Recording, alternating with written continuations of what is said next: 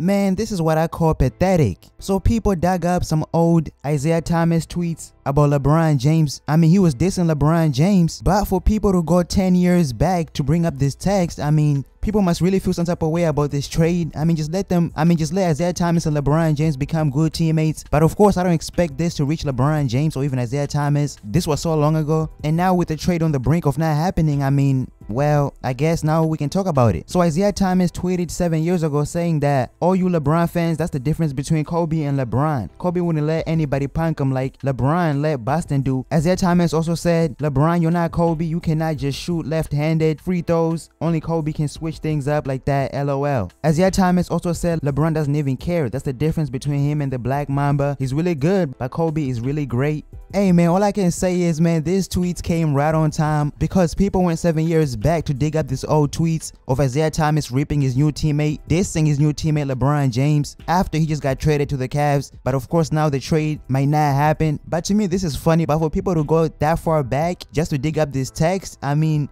this must have been Boston fans, because Boston fans, they were burning Isaiah Thomas's jersey after he got traded. He didn't even choose to leave Boston after he got traded. Boston Celtics fans started burning Isaiah Thomas's jersey as if he decided to leave the Celtics. He had no choice. I wouldn't be surprised if it was Boston Celtics fans who were mad that Isaiah Thomas got traded and they dug up this old text to try to ruin Isaiah Thomas and LeBron James's chemistry and relationship. But Isaiah Thomas did it himself. Right now, Isaiah Thomas, the trade to the Cavs, right now Isaiah Thomas's trade to the Cavs may not even happen because of an injury that he has. Please just leave Isaiah Thomas alone. He's dealing with a lot. But you guys so much think in the comment section, and I'm out.